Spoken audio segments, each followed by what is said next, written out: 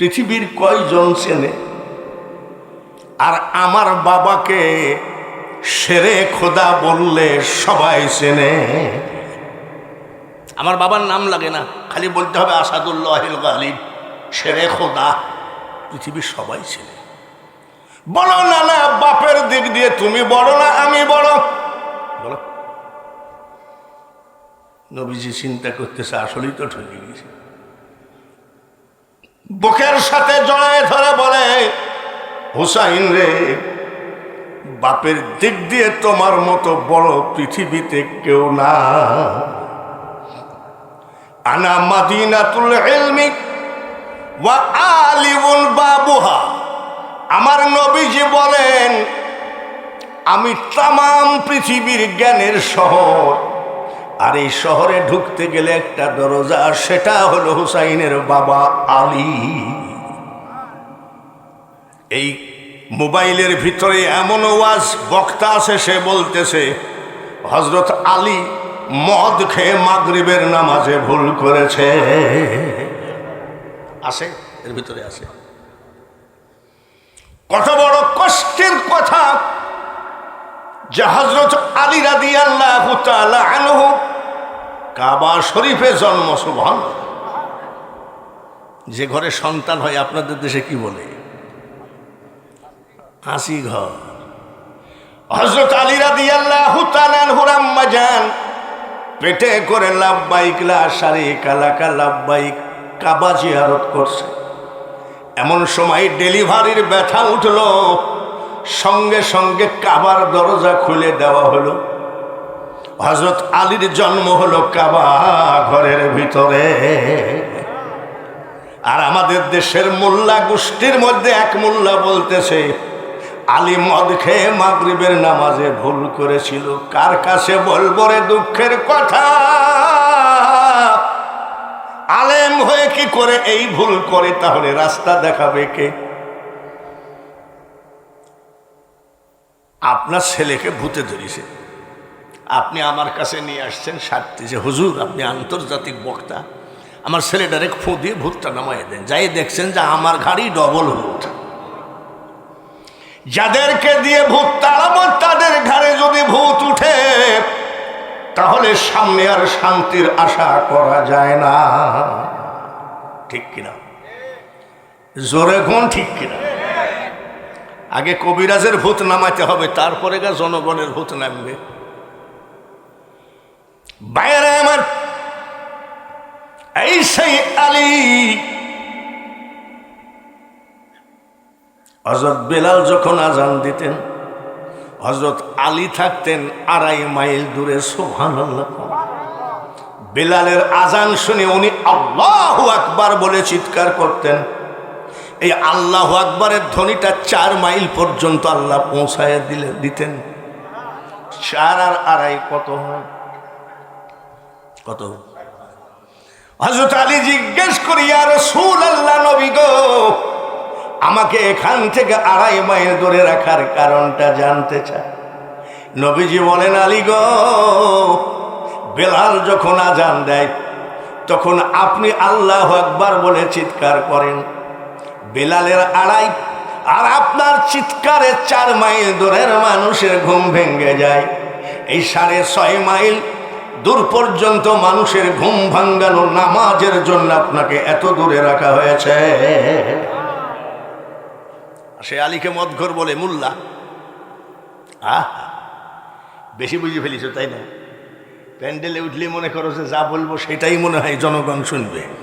এখন জনগণ আর অত পাগল নেই, এখন জনগণ বুঝা শিখেছে। ঠিক কিনা? জিবরাইল এসে বললেন, ইয়া রাসূলুল্লাহ, ইয়া হাবিবাল্লাহ, নবী গো, এখনই আপনাকে মক্কা ছেড়ে মদিনায় যেতে হবে। এটাকে বলা হয় হিজরত। নবীজি মক্কা থেকে পলায়ে যায় নাই, আল্লাহর হুকুম পালন করেছে। হযরত আলীকে ডাক দিয়ে বলেন, আলী, আল্লাহর অর্ডার, আল্লাহর হুকুম, আজকে নাইটে আমি মদিনায় চলে যাব। সঙ্গে আবু বকর যাবে। সঙ্গে কে যাবে? আবু বকর। এ আলী, কাফেররা আজকে এসে আমাকে আমার বিছানায় জবাই করবে,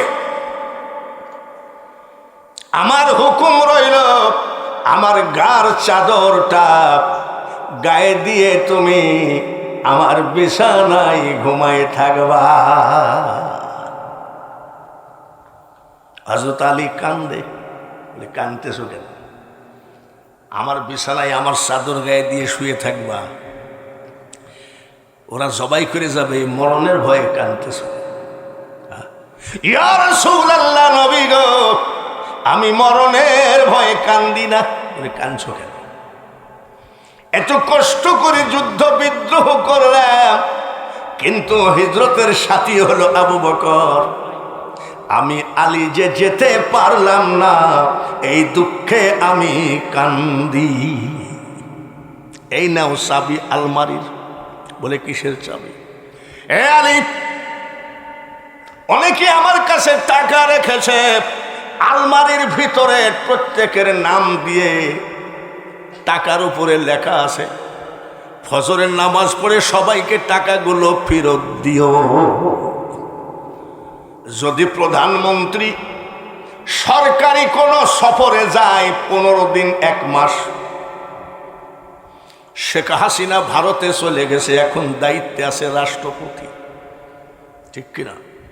রাষ্ট্রপতি প্রধানমন্ত্রীকে দায়িত্ব দিয়ে যায়। নবীজি মক্কায় মদিনায় রওনা করছেন, সমস্ত দায়িত্ব আলীকে বোঝায় দিলেন। শুধু ওয়াজের ভিতরে শুনলেন ওটাও ঠিক এটাও ঠিক, তা নয়, বুঝতে হবে হযরত আলী রাদিয়াল্লাহু তাআলা আনহু পাক পাঞ্জাতনের সদস্য। হযরত আলী বলেন, ইয়া রাসূলুল্লাহ, আপনার কথায় আমার মনে হলো কাফের বেঈমানরা আমাকে মারতে পারবে না। বলে কেমনে বুঝলা? বলে আমাকে যদি কাফেররা মেরে ফেলে, ফজরের নামাজের পরে মানুষের টাকা ফেরত দেবে কে? এতে বুঝে ফেলেছি নবী গো, কাফেররা আমাকে মারতে পারবে না। নারায়ে তাকবীর! কত বিশ্বাস ছিল তাদের নবীর উপর। আর আমরা সেদিন এক মোল্লা বলতেছে কাঁচা মাটি দিয়ে তৈরি। বাপরে, সঙ্গে ছিলি নাকি তো? কে যে কি বলতেছে, পাগলা ঘোড়ার মতন সব, একদম যার ইচ্ছা সেটা বলে বেড়াচ্ছে। অপরাধের ভয় নাই, মনে করলাম যে মাইকে উঠে গলাবাজি করলেই বক্তা হওয়া যায়, এত সস্তা।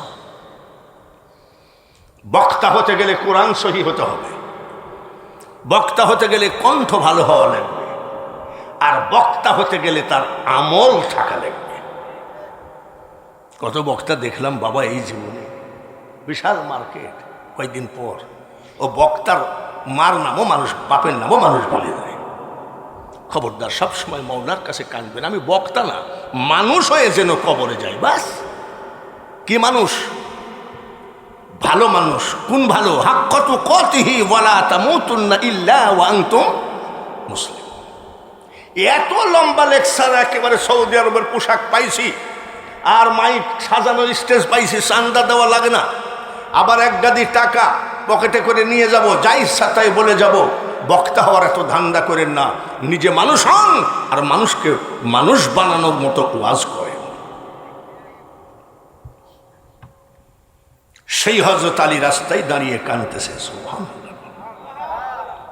সাহাবী জিজ্ঞাসা করে, কাঁদেন কেন? বলে আল্লাহ আমার উপর বেজার। তাই নাকি? কি করে বুঝলেন? হযরত আলী বলেন, 3 দিন আমার বাড়িতে মেহমান আসেনি, 3 দিন মেহমান আসেনি, যার জন্য উনি বুঝে ফেলেছে আল্লাহ আমার উপর বেজার হয়ে গেছে। আর আমার বাড়িতে মেহমান আসলে আগেই চিন্তা করি, মাল যাবে নি বা কবে, আল্লাহ জানে। দাওয়াত দিয়েছি একজনকে, সাথে দেখছি আরো 4 জন। আমরা মেহমান দেখলে, হযরত মুসা আলাইহিস সালাম বলেন, আল্লাহ আপনি যখন খুশি হন তখন কি করেন? আল্লাহ তাআলা বলেন, আমি যখন সুজাউদ্দিনের উপরে খুশি হয়ে যাই, সুজাউদ্দিনের বাড়িতে মেহমান ঢুকাইয়ে দিই।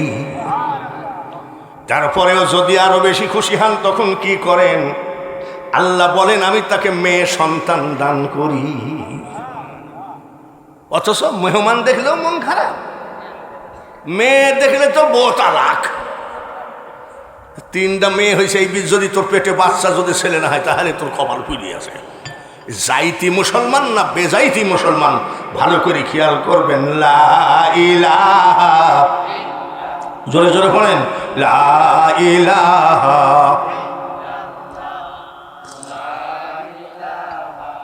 ইল্লাল্লাহু মুহাম্মাদুর রাসূলুল্লাহ সাল্লাল্লাহু আলাইহি ওয়াসাল্লাম। নানু ভাই বলেন তো বাবার দিক দিয়ে কে বড়? তুমি বড়। আপনার মার নাম কি? বলে আমার মার নাম আমেনা খাতুন। না না, গোটা পৃথিবী কি বলবো, গোটা আরব দেশও মানুষ আপনার নানা মার নাম খুব একটা জানেন। কি বলছো? বলে আমার মার নাম জিজ্ঞাসা করো না, না বলো তোমার মার নাম কি? বিশ্বদুলালী নবীর নন্দিনী সুবহানাল্লাহ, খাতুনে জান্নাত ফাতিমা জননী। নানু ভাই, আমার মার নাম করা লাগে না, আমার মার টাইটেল বললে পৃথিবীর মানুষ চিনে ফেলে। আমার মার টাইটেল হলো সৈয়দাতুন নিসা, সকল নারী জগতের সর্দার। বলো না না, মার দিক দিয়ে কে বড়? নবীজি বলছে আমি হারিয়ে গেলাম, আমি জীবনে কোনদিন হারিয়ে আজকে তোমার কাছে হারিয়ে গেলাম। দেখছেন নানা নাতির কি সুন্দর আলোচনা। বলে শুয়ে ঘুমাও, বাপের দিক দিয়ে মার দিক দুই দিক দিয়ে তুমি বড়, ঘুমাও। বলে না না, প্রশ্নের জবাব তো এখনো হয়নি। বলে আবার কি? তোমার নানার নাম বলো। নবীজি বলেন আমার নানার নাম আব্দুল ওয়াহাব। নানাজি আপনি কিছু মনে করবেন না গো, আপনার নানাকে মদিনার একটা গলির মানুষও ঠিক মতো চেনে না। বলে আমার নানাকে তো তুমি দামই দিলা না, আমার নানার নাম জিজ্ঞাসা করো। বলে বলো তোমার নানার নাম কি? আমি হুসাইনের মুখে কি বলবো নানা? আমার নানার নাম আল্লাহ তাআলা কোরআনে বলেন ওয়ামা আরসালনাকা ইল্লা রাহমাতাল লিল আলামিন। তাম পৃথিবীর উপরে রহমত স্বরূপ আমার নানা। বলো নানার দিক দিয়ে কে বড় হলো বলো? বুকের সাথে জড়ায় ধরে বলতেছেন নানু ভাই, বাবার দিক দিয়ে, মার দিক দিয়ে, নানার দিক দিয়ে আমি আখিরি পয়গম্বর ভালো করে রিসার্চ করে দেখলাম, তোমার মতো বড় মানুষ আর পৃথিবীতে একটাও নাই। সেই মানুষটাকে 12,000 মুসলমান জবাই করে মরণ মেরেছে লাশের ওপরে। এত লজ্জাহীন মুসলমান। বাইরে আমার এই সেই হাসান আর হুসাইন, ওনাদের জন্মের আগে পৃথিবীতে এই দুই নাম কোথাও ছিল না। ওনারা দুনিয়ায় আসার পরে ইমাম হাসান আর হুসাইন এই দুইটা নাম পৃথিবীতে এসেছে। ইমাম হাসান ইমাম হুসাইন দুই ভাই, ছোট ছোট দুই ভাই, ক্ষুধায় কাতর হয়ে গেছে। মাকে এসে বলে মা গো, ওগো মা ক্ষুধা লেগেছে। বলে এখনো তোমার আব্বা রুজি রোজগারের ব্যবস্থা করতে পারে না, একটু ঘুরে আসো। কিছুক্ষণ ঘুরে আসার পর কয় মা ক্ষুধা লেগেছে। তৃতীয়বার যখন ক্ষুধা লেগেছে বলছে, সন্তান যত বড়ই বক্তা হোক, ব্যারিস্টার হোক, সন্তানকে মা ধমক দিতে পারে কি পারে না? বলে তোমার বাবা রুজি রোজগার করতে পারে না, তো ঘন ঘন খিদি কিসের? চাপ ভাইয়ের গলার উপরে হাত দিয়ে হুসাইন রাদিয়াল্লাহু তাআলা আনহু বলেন, বড় ভাই, বারবার নবীর বিটিকে কষ্ট দেওয়া ঠিক না গো, চলো যাই। যেই দিকে দুইটা চোখ যায়, দুই ভাই চিরদিনের মতো বিদায় হয়ে যায়। বিদায় হয়ে যাচ্ছে, ইমাম হুসাইন বারবার বাড়ির দিকে তাকাইয়ার কান্দে বলে, ও নবীর বিটি, আর তোমাকে কেউ ডিস্টার্ব করবে না। পাহাড়ের ভিতরে চলে গেলেন। পাহাড়ের ভিতরে চলে যেয়ে খোদাই কাতর হয়ে দুই ভাই গলা জড়াইয়ে ধরে শুয়ে আছে। এইদিকে সন্ধ্যা ঘনাই আসতেছে, দয়ার নবী বাড়ির গেটে হাজির। আসসালামু আলাইকুম ইয়া আহলাল বাইত। খাতুনে জান্নাত বলেন, ওয়া আলাইকুম আসসালাম আব্বা গো। বলে, মা তোমার চোখে পানি কেন? বলে, আব্বা বারবার ওরা খাবার চাচ্ছিল গো, আমি একটু রাগ করাতে তোমার দুই নাতি সারাদিন কোথায় চলে গেল, আমার তো আর বাড়িতে মন টেকে না।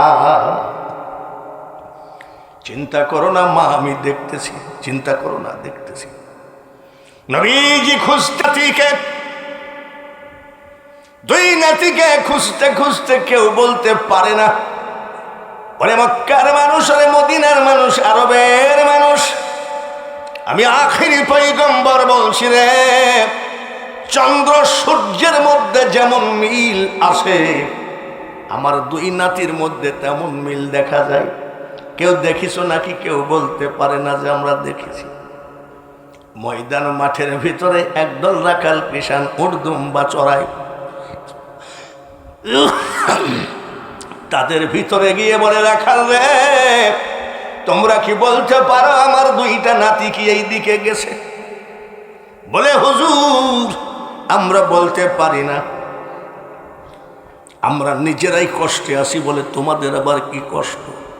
বলে, আমরা রাখাল, আমরা মালিক নই, বেতন নিয়ে উর্দুম্বা চড়াইয়ে দিই।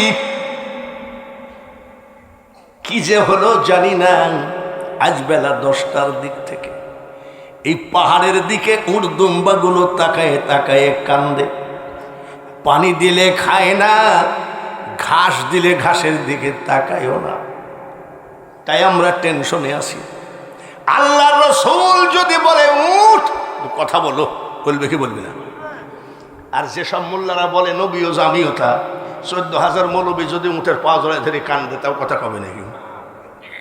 আবু আইয়ুব আনসারীর বাড়িতে নবীজিরা উঠে চড়ে যাচ্ছেন, জিজ্ঞাসা করতে করতে যাচ্ছেন, আবু আইয়ুব আনসারীর বাড়ি কোথায়? বলে, এই দিক। উঠ যাই ওই জায়গায় দাঁড়াইয়ে গেছে, ফিরে যাও। উঠ আর যায় না, উঠ আর যায় না। একজনকে জিজ্ঞেস করে আবু আইয়ুব আনসারীর বাড়ি কোনটা? বলে, ইয়া রাসূলুল্লাহ এইটা। ধরে বলেন মারহাবা। নবীজি যে উঠে চড়ে বেড়াইতেন, সেই উঠেও আবু আনসারীর বাড়ি চিনল। আর মোল্লা তোরা যে বলিস নবী মাটি দিয়ে তৈরি, তোর ধার ধারে, তোর কথার ধার ধারে কেটা, তোর ওয়াজের কি দাম আছে যে আমার নবীকে চিনে না? আমার নবীর বিরুদ্ধে আচরণ করে তুই কিসের বক্তার, কিসের পীর তুই?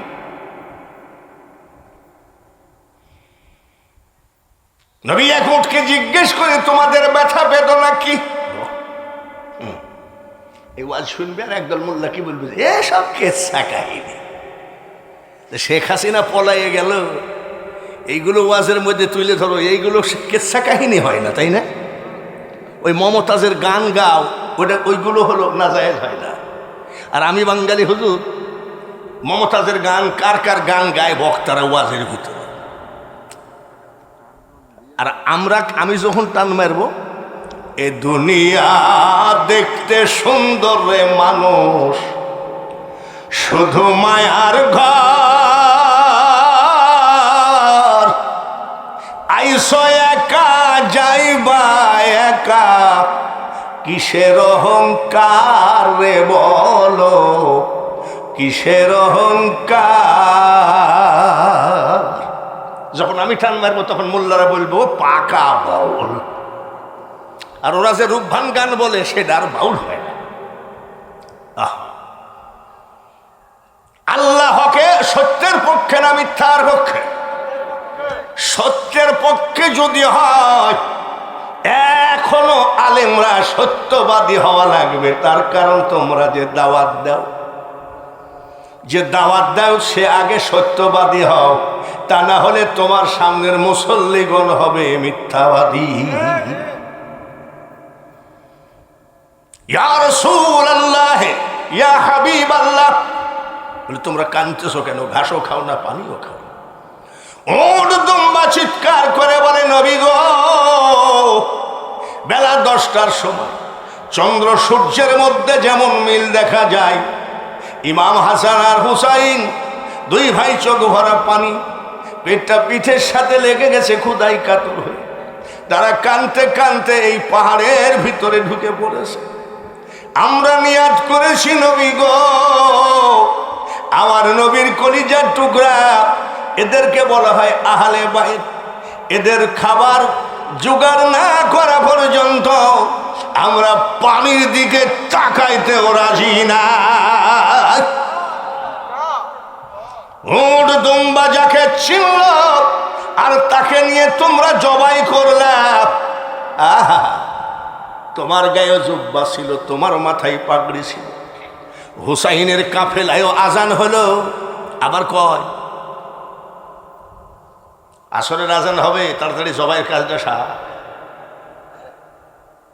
তাড়াতাড়ি জবাইয়ের কাজটা সার। উনিও মুসলমান, আমিও মুসলমান। এখন উনি যদি বলে এশার নামাজ পড়বো, বাঙালি হুজুরকে তাড়াতাড়ি জবাই কর, ইমাম হুসাইনকে জবাই করে আবার আসর পর, এ কত বড় মুনাফিক! জোরে বলেন ঠিক। এই হযরত ইমাম হুসাইন রাদিয়াল্লাহু তাআলা আনহু, নবীজির কলিজার টুকরা, কত বড় নবীজির কলিজার টুকরা। আমাদের নবীও আমিও তা নাকি? জোরে কম। এখন তো সব না বলতেছেন, আবার ওই ডিজাইনের বক্তা আসলে তো বলবেন হ্যাঁ ঠিক। সূর্যকে, ডুবন্ত সূর্যকে আবার টাইনি তুলে আসরের নামাজ পড়েছেন, তিনি হলেন নবী মুহাম্মদ, জোরে কোন সাল্লাল্লাহু। জমিনে পা রেখে সূর্যকে দুই টুকরা করেছেন, তিনি হচ্ছেন নবী মুহাম্মদ। আপনি যে বলেন মোহাম্মদ জামিয়তা, আপনার 14 গোষ্ঠী জোড়হাত করে কানলে, এবার তো বৃষ্টির জন্য উবুদ করে কায়েত করে খুব তো মোনাজাত করলেন, বৃষ্টির দুধের কথা একটু ম্যাগও তো হলো না, তাহলে আপনি মোল্লাকে আপনার তো আল্লাহটা পছন্দই করেন। আর এই দেখেন মুরব্বীরা জিজ্ঞাসা করেন, আমরা যখন ছোট, মুরব্বী মসজিদ ইস্তেসকার নামাজ পড়েছে ময়দান মাঠে, বাড়ি আসতে আসতে বৃষ্টিতে 6 লাভ হয়ে গেছে। আর এখন বাইতুল মুকাররমে 5000 মুসল্লি মুনাজাত করলো, উবুদ করি আল্লাহ। উবুদ চিত করলে কোনো লাভ হবে না, লাভ হবে এর ভিতরে একটা আল্লাহওয়ালা লোক থাকলে ওই দোয়া আল্লাহ ফেরত দেবে না। আল্লাহওয়ালা লোককে টুপি, আল্লাহওয়ালা লোককে দাড়ি। চার দোকানে যাই দেখবেন বেশ কিছু মুরব্বী আছে, বিকালবেলায় বের হয়, চা খায়, আর ওই টিভি, চার দোকানে একটা টিভি সেট করছে, কি রং তামাশা। আবার ওই মুরব্বী দেখবেন যে খালি বদনাম করতেই আছে, ও নিজেই যে সকলখোর, আবার আরেকজনকে বলে সকলখোর। নষ্ট হয়ে গেছে ইমান, আমার জোরে বলেন ঠিক কিনা?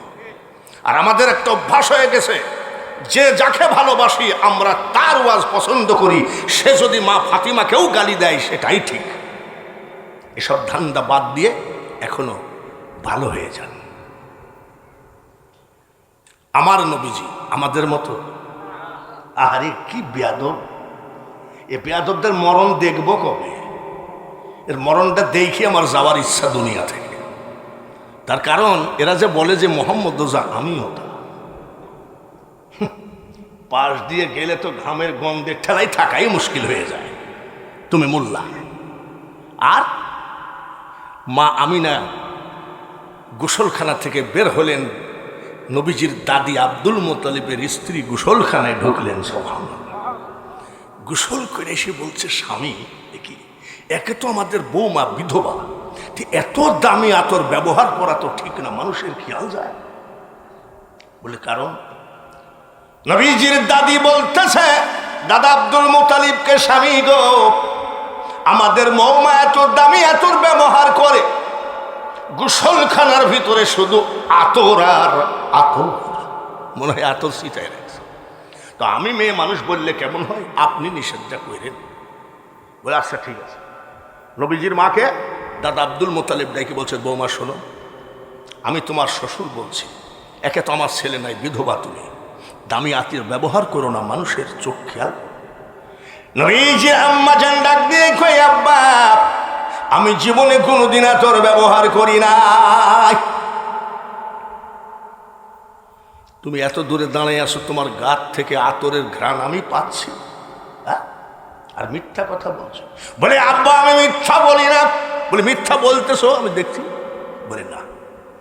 তাহলে শোনেন, একটা গোপন কথা বলে দিই, যেদিন থেকে আমার পেটে বাচ্চা প্রবেশ করেছে, শুধু আমার গোসলখানায় নয়, আমার রান্নাঘর, আমার বেডরুম, আমার ড্রয়িং রুম, আমার গোসলখানা শুধু আতরের ঘ্রাণ না।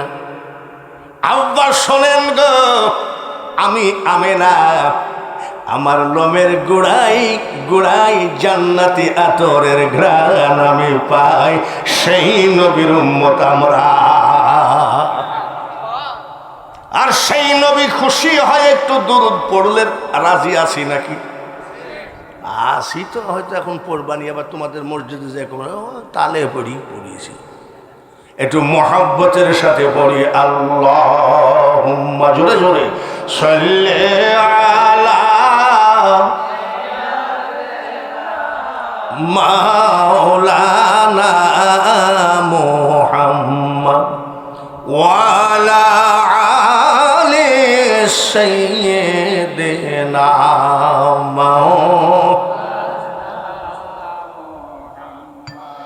মাওলা, তুমি দয়া করো, নসিব করো মদিনা, নবীজিকে না দেখাইয়া কবরেতে নিও না। আল্লাহুম্মা, সবাই পড়ি, সাল্লি আলা মাওলানা মুহাম্মদ ওয়া আলা আলি সাইয়্যিদিনা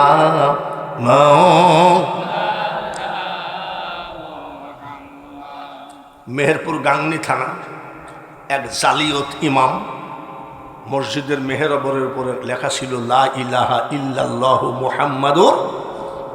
ওই হারামখোর বলেছে আল্লাহর নামের ভিতরে মোহাম্মদের নাম রাখা যাবে না, কলেমার ভিতরে মোহাম্মদের নাম রাখা। আপনারা গ্রামে গঞ্জে সরল সোজা মানুষ, সারাদিন আবাদ, চাষ আবাদ, এই গাভী গরু কত কিছু নিয়ে ব্যস্ত থাকেন, এইগুলোর সময় তো নাই। আল্লাহ আপনাদেরকে জান্নাতবাসী করুন, সবাই বলিয়া। কলেমার ভিতরে মোহাম্মদের নাম রাখা যাবে না, এই কথা কি আপনারা বিশ্বাস করেন? আরো জোরে কম। যে বলেছে সে কি মুসলমান না কাফের? আর আমরা বিশ্বাস করি কি? আজানে শুনি আপনার নাম, আছে না? কলেমায় পড়ি আপনার নাম, কলেমার ভিতরে নাই? নামাজে আপনাকে সালাম, আত্তাহিয়াতু লিল্লাহি ওয়াস সালাওয়াতু ওয়াত তাইয়্যিবাত, আসসালামু আলাইকা ইয়া। নামাজে আপনাকে সালাম, আপনি যে নূরে মুজাসসাম, চিৎকার করে করে সাল্লাল্লাহু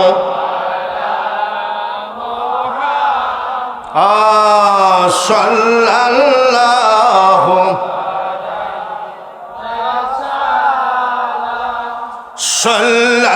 সাল্লাল্লাহু আলা সাল্লাল্লাহু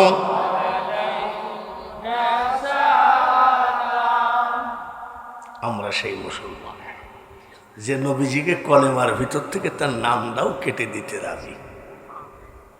আবার এক জালিয়ত বলতেছে, সেও বক্তা, হজ করতে গেলে মদিনায় না গেলেও চলে।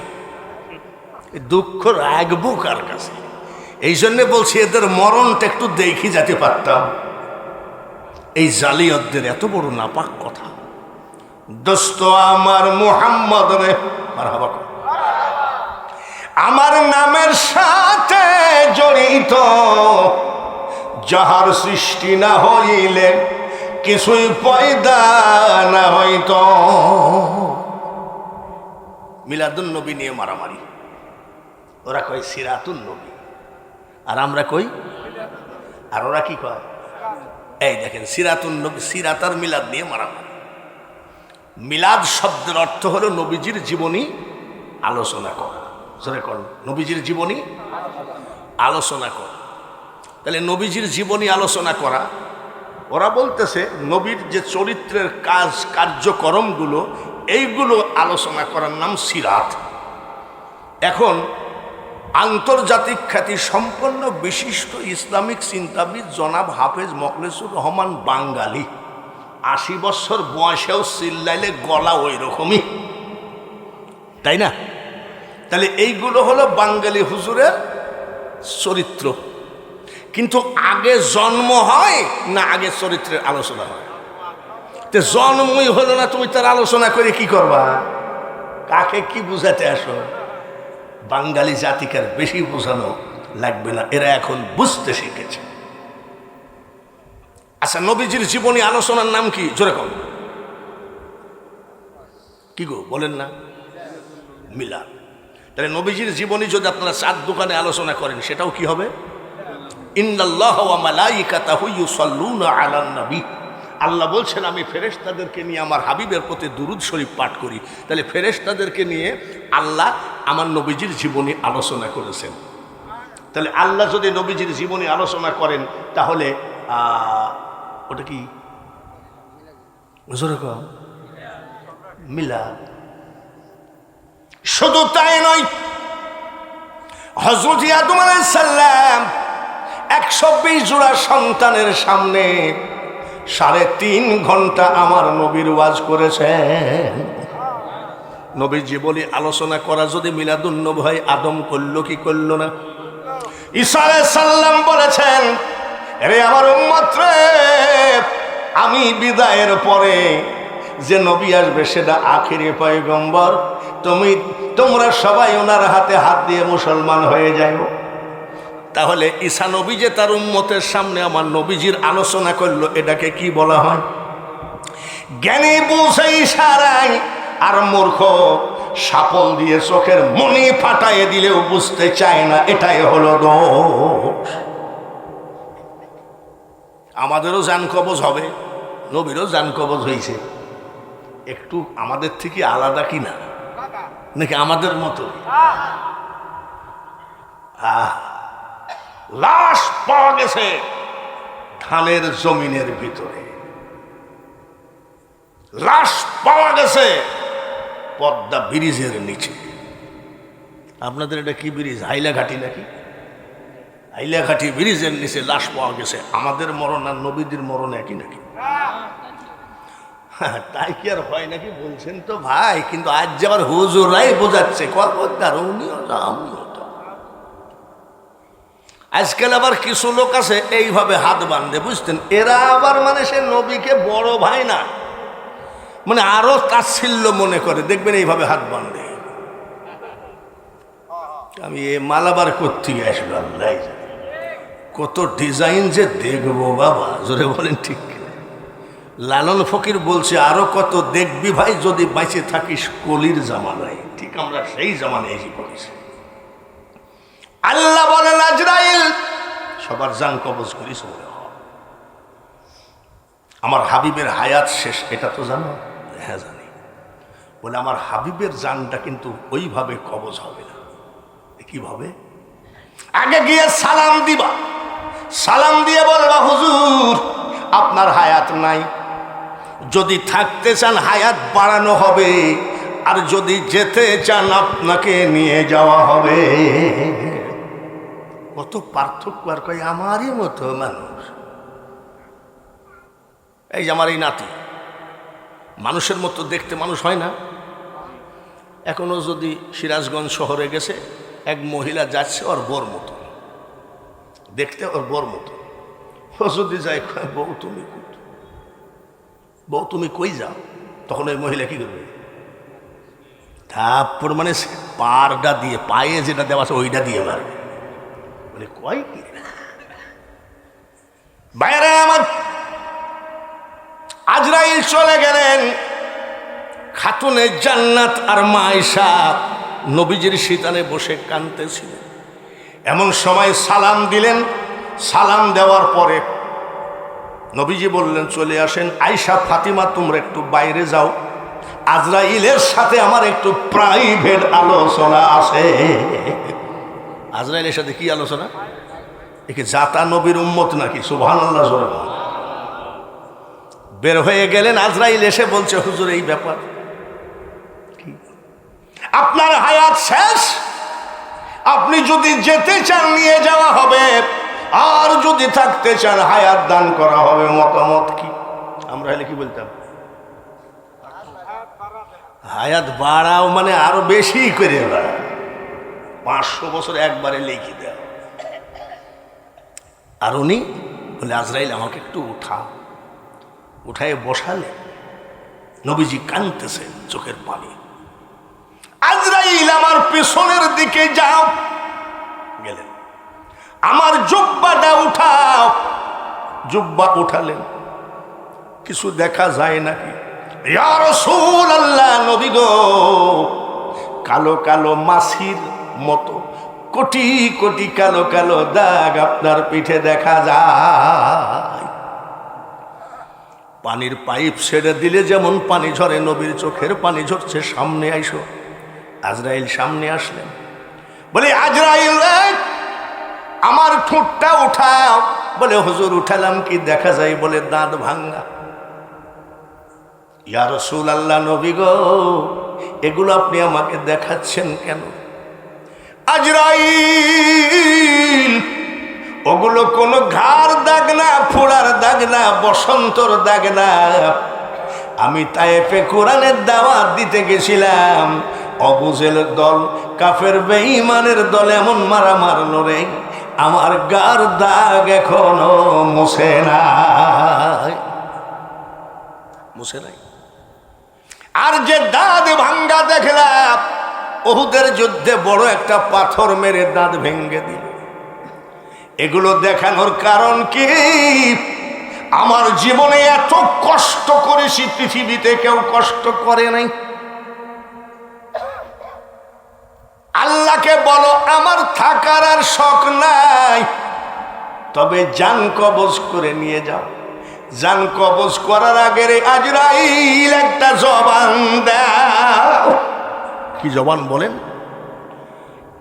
বলে, আমার জীবনে কষ্ট করা অভ্যাস আছে, আমি পারব। তোমার মৃত্যুর যত যন্ত্রণা আমার বুকের উপরে চেপে ধরো, কিন্তু আমার পাগল উম্মতকে যেন কষ্ট তিল পরিমাণ না দাও। নবীর প্রেমিক দেখে, উম্মতের প্রেমিক দেখে। ইমাম হাসান হুসাইন ছোট্ট দুই ভাই গল্প করে। খাতুনে জান্নাত মা ফাতিমা দৌড়ে এসে বলতেছে, এই তোরা যে গল্পতে মজে আসিস, তোর নানা যে বিদায় হয়ে যায়। দুই ভাই ডাক দিয়ে কয়, মা, এখনো আমার নানা সম্পর্কে তোমার কোনো জ্ঞান নাই। পৃথিবীর সব মানুষ বিদায় হতে পারে গো মা, আমার নানু ভাই বিদায় হবে না। শিগগিরই যা আজরাইলকে ঢুকতে দেখেছি। এক ভাই আর এক ভাইয়ের গলা জড়াইয়ে ধরে কানতে কানতে আসতেছে। দরজা বন্ধ, আজরাইলের সাথে কথা হচ্ছে। দরজা না নয়, নানাজি, ওগো নানু ভাই, কার সাথে কি কথা বলতেছো জানি না। আমাদের দুই ভাইয়ের সাথে শেষ কথা না বলা পর্যন্ত তুমি কাউকে ফাইনাল কথা দিতে পারো না।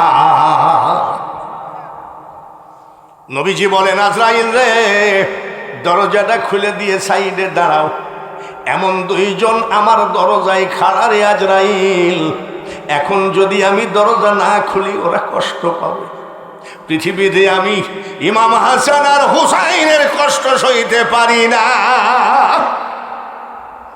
সেই নবীর বংশ, নবীর কলিজার টুকরা, একজনকে বিষ খাওয়ায় মারলি রে, ওরে মুসলমান কপাল পোড়া। আর একজনকে জবাই করে কল্লা নিয়ে গেল, কল্লা এজিদের পার কাছে রাখা হলো, এজিদ লাঠি দিয়ে ইমাম হুসাইনের কল্লাকে আঘাত করেছে। এজিদ মুসলমান না হিন্দু? জোরে কম।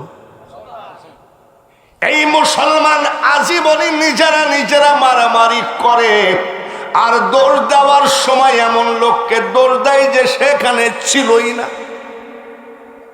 ঠিক কিনা? একটু কড়া হয়ে যাচ্ছে নাকি ওয়াজ?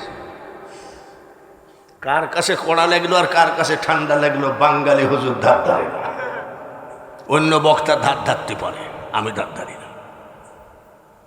ইমাম হাসান, ইমাম হুসাইন গলা জড়াই ধরে বলছে, চলো তো দেখি। বলে, আজকে নানাকে কিছু প্রশ্ন করো।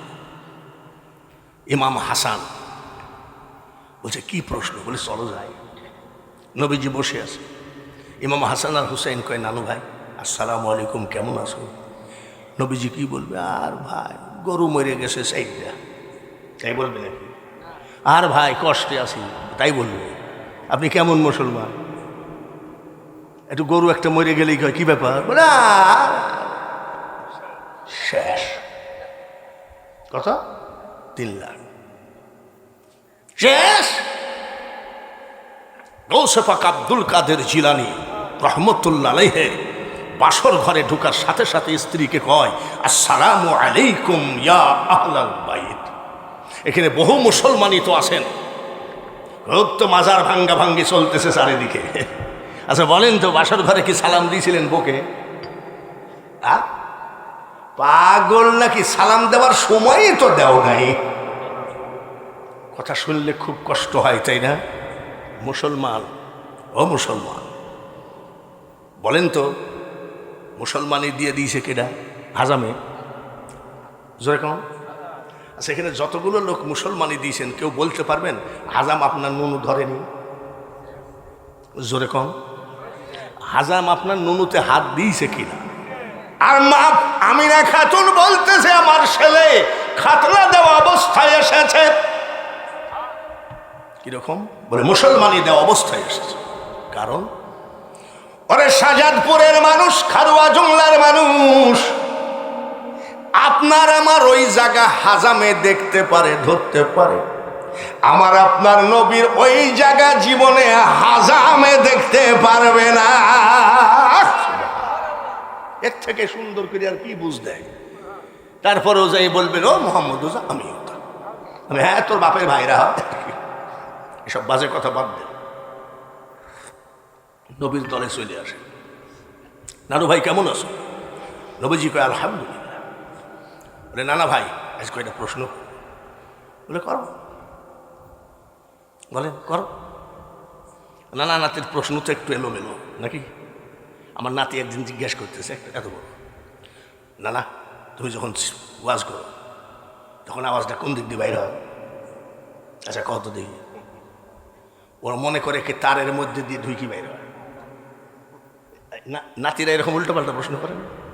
ইমাম হুসাইনের তো, ইমাম হাসানের তো উল্টাপাল্টা প্রশ্ন।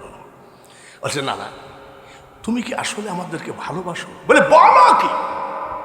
আমি তোমাদেরকে ভালোবাসি। বলে, কেমন ভালো? বলে, 1 নম্বরে ভালোবাসি। আচ্ছা না বড় ভাইকে বেশি ভালোবাসো না আমি হুসাইনকে বেশি ভালোবাসো? তা বলছে, খবরদার, কম বেশি না, দুজনকে সমান ভালোবাসি। বলছে, না ঠিক তো, নবীজি কি বেঠিক কথা বলে? ঠিক।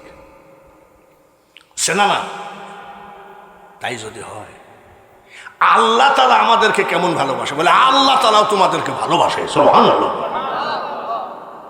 ইমাম হুসাইন বলেন, নানাজি বলো বলো আল্লাহ তাআলা আমার বড় ভাই হাসানকে বেশি ভালোবাসে না, আমাকে বেশি ভালোবাসে। আমার নবী কয় আমার আল্লাহ তাআলা তোমাদেরকে দুই ভাইকে সমানভাবে ভালোবাসে। কইছেন না না, উল্টাপাল্টা জবাব দিও না। এখানে বলি এক ক্লাসে কি দুইজনা ফার্স্ট হয় নাকি? কেউ সেকেন্ড, কেউ তো সমান হলে হয় নাকি? নবী বলে ইমাম হুসাইন রে, দুনিয়ার সব মানুষের হিসাব নিকাশ দুনিয়াবি হিসাব নিকাশ, আর তোমার আমার আল্লাহর কাছে তোমাদের দুই ভাইয়ের জন্য জান্নাতি হিসাব। বলছে না না, তাও কেউ ফার্স্ট কেউ সেকেন্ড, বলো তো আসলে কেডা? বলছে না, দুই ভাই কি সমান ভালোবাসে? তা হয় না, একজন ফার্স্ট একজন সেকেন্ড, একজন 2 নম্বর একজন 1 নম্বর। বলছে না, দুইজনেই 1 নম্বর। না না না, আসি, প্রশ্নের জবাব মনটা বলল না। বলে এক কাজ করো, কলেমা পড়ো, যার কলেমা পড়া বেশি সুন্দর আল্লাহ তাকে বেশি ভালোবাসে। ঠিক আছে, এমন করে কলেমা কায়দা করে পড়ছে। বলে নানা বলো তো কে ফার্স্ট আর কে সেকেন্ড? নবীজি বলে ইমাম হুসাইন রে, ও ইমাম